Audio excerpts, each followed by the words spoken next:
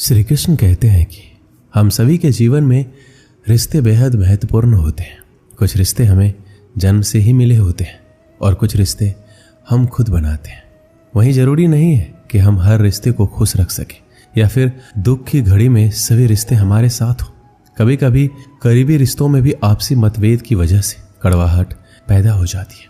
कई बार रिश्तों के टूटने तक की नौबत आ जाती है। रिश्ते बड़े नाजुक होते हैं, इसलिए हमें अपने रिश्तों को मजबूत बनाने के लिए प्रयास करना चाहिए और इनकी अहमियत को समझना चाहिए। कुछ रिश्ते जीवन भर के लिए होते हैं एवं हमारे जीवन के हर सुख दुख में हमारे साथ खड़े होते हैं। वहीं कुछ रिश्ते ऐसे होते हैं जिनसे हम भावनात्मक रूप से जुड़े होते हैं और जिनके होने से ही हर मुश्किल और चुनौती का मुकाबला करने की हिम्मत आती है और आगे बढ़ने का प्रोत्साहन मिलता है।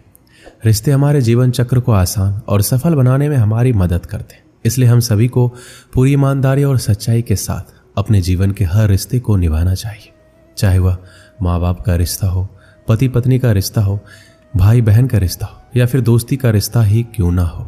हमें सदैव इन रिश्तों का सम्मान करना चाहिए, इनकी अहमियत समझनी चाहिए एवं अपने रिश्तों को मजबूत बनाने के लिए प्रयास करते रहना चाहिए। हम सभी हर रिश्ते से किसी न किसी तरीके से भावनात्मक तरीके से जुड़े होते हैं। वहीं कई बार रिश्तों में सही गलत की पहचान कर पाना भी मुश्किल होता है। अच्छे बुरे के चक्कर में हम इनमें उलझते ही चले जाते हैं और रिश्ते बिगड़ जाते हैं, जिनकी वजह से इंसान बुरी तरह टूट जाते हैं। कई बार तो लोग रिश्ते टूटने की वजह से डिप्रेशन तक का शिकार हो जाते हैं। इसलिए ऐसी नौबत ना आए, हमें वक्त रहते रिश्तों की कद्र करनी सीखनी चाहिए। जरूरी नहीं कि प्यार होने के लिए खून का रिश्ता होना जरूरी है।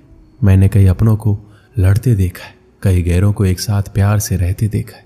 रिश्ते वही बेहतर बने रहते हैं जहां खुद को दूसरों से बेहतर दिखाने की होड़ नहीं लगी रहती है।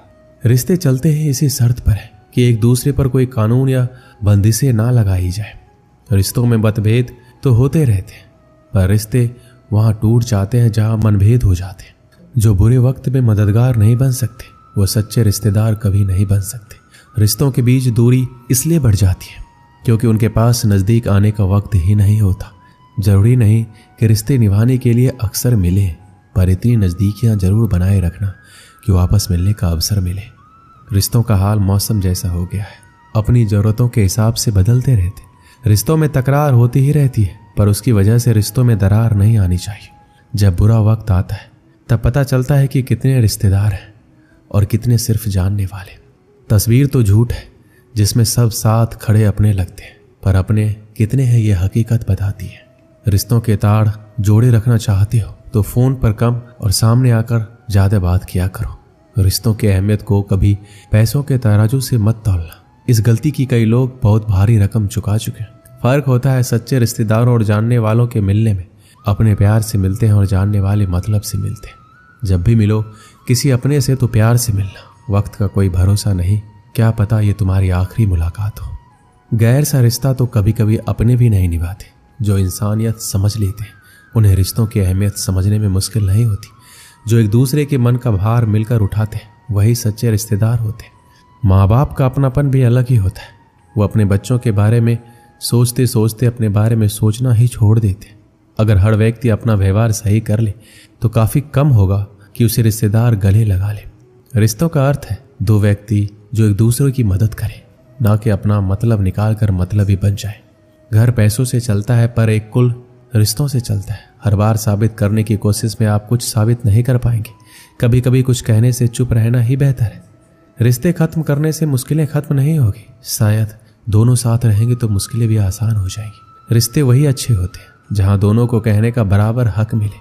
आज रिश्तों की हकीकत ये हो गई है कि सारे रिश्ते झूठे हो गए हैं। आजकल मदद भी रिश्तों में इसलिए ही होती है कि अगर कभी लड़ाई हुई तो एहसान गिना सके। रिश्ते वही है, बस मायने बदल गए। अब हाथ मिलते हैं पर दिल नहीं मिलते। आज के इस दौर में घर में रहने वाले बहुत होते हैं पर साथ देने वाला कोई नहीं होता। श्री कृष्ण कहते हैं जिंदगी में कभी कभी ऐसा वक्त भी आता है जब इंसान अंदर से टूट जाता है, अंदर से मर सा जाता है। ऐसा लगता है सारी परेशानियां मेरी जिंदगी में ही क्यों है। ऐसा लगता है मुसीबतों ने चारों तरफ से घेर लिया हो, जैसे किसी चक्रव्यूह में फंस गए हो। हर चीज में फेल हो जाते हैं, रिलेशनशिप में, कैरियर में, हर चीज में हार जाते हैं। ऐसा लगता है जैसे हर बात उल्टी हो रही है, हर चीज गलत हो रही है। और मेरे साथ ही ऐसा क्यों हो रहा है। ऐसे दुखों में उलझ के रह जाते हैं जैसे कोई रास्ता ही नहीं दिखाई देता। कई लोग तो इतने टूट जाते हैं अंदर से कि उन्हें लगता है कि ऐसी जिंदगी से तो हम मर जाएं। अगर जिंदगी में इतने ही दुख है तो क्या फायदा ऐसे जीवन का। पर एक बात आप हमेशा याद रखना, दुख चाहे कितना भी बड़ा क्यों ना हो, पर हिम्मत दुख से हमेशा बड़ी होती है। जब भी आपकी जिंदगी में कोई दुख आए, कोई परेशानी आए, तो अपनी हिम्मत को इतना बड़ा कर दो कि आपका दुख उसके आगे छोटा पड़ जाए। हर इंसान को इस दौर से गुजरना ही होता है। ये परेशानियां, ये दुख इंसान को अंदर से बहुत मजबूत बना देती है। जिंदगी में कभी आपके सामने कोई दरवाजा बंद हो जाए तो समझ लेना अब कोई बड़ा दरवाजा खुलने वाला है। जब कोई रिश्ता टूटता है या दिल टूटता है तो लोग उस दर्द को सह नहीं पाते, और जब कुछ वक्त गुजर जाता है तो कहते हैं अच्छा हुआ वो रिश्ता मेरी जिंदगी से चला गया। अगर उस रिश्ते में हम रहते तो हमारी जिंदगी खराब हो जाती। कई बार कुछ चीजें हमारी जिंदगी में ऐसी ही होती है, हमें लगता है हमारे साथ ऐसा क्यों हो रहा है। आगे चल के वो चीजें हमारे बेहतर भविष्य की ओर लेकर आती है। बहुत समय पहले की बात है, एक प्रसिद्ध ऋषि गुरुकुल में बालकों को शिक्षा प्रदान किया करते थे।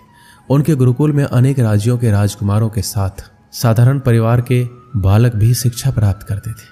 उस दिन वर्षों से शिक्षा प्राप्त कर रहे शिष्यों की शिक्षा पूर्ण हो रही थी और सभी बड़े ही उत्साह से अपने घर लौटने की तैयारी में थे। जाने के पूर्व ऋषिवर ने सभी शिष्यों को अपने पास बुलाया। सभी शिष्य उनके समक्ष आकर एकत्रित हो गए। ऋषिवर सभी शिष्यों को संबोधित करते हुए बोले, प्रिय शिष्यों, आज आपका इस गुरुकुल में अंतिम दिन है। मेरी इच्छा है कि यहाँ से प्रस्थान करने के पूर्व आप सब एक दौड़ में सम्मिलित हो। ये एक बाधा दौड़ है जिसमें आपको विभिन्न प्रकार की बाधाओं का सामना करना होगा। आपको कहीं कूदना होगा, कहीं पानी में दौड़ना होगा। सारी बाधाओं को पार करने के उपरांत अंत में आपको एक अंधेरी सुरंग मिलेगी जो आपकी अंतिम बाधा होगी। उस सुरंग को पार करने के उपरांत ही आपकी दौड़ पूर्ण होगी। तो क्या आप इस दौड़ में सम्मिलित होने के लिए तैयार हैं? सभी शिष्य एक स्वर में बोले, हम तैयार हैं। दौड़ प्रारंभ हुई। सभी तेजी से भागने लगे। समस्त बाधाओं को पार करने के उपरांत वो अंत में सुरंग में पहुंचे। सुरंग में बहुत अंधेरा था। जब शिष्यों ने सुरंग में भागना प्रारंभ किया तो पाया कि उसमें जगह जगह नुकीले पत्थर पड़े हुए हैं। वह पत्थर उनके पांव में चुभने लगे। उन्हें असहनीय पीड़ा होने लगी। लेकिन जैसे तैसे दौड़ समाप्त कर वो सब वापस रिसीवर के पास पहुंच गए। रिसीवर ने उनसे सवाल किया, शिष्यों, आप सब में से कुछ लोगों ने दौड़ पूरी करने में अधिक समय लिया, कुछ ने कम, भला ऐसा क्यों?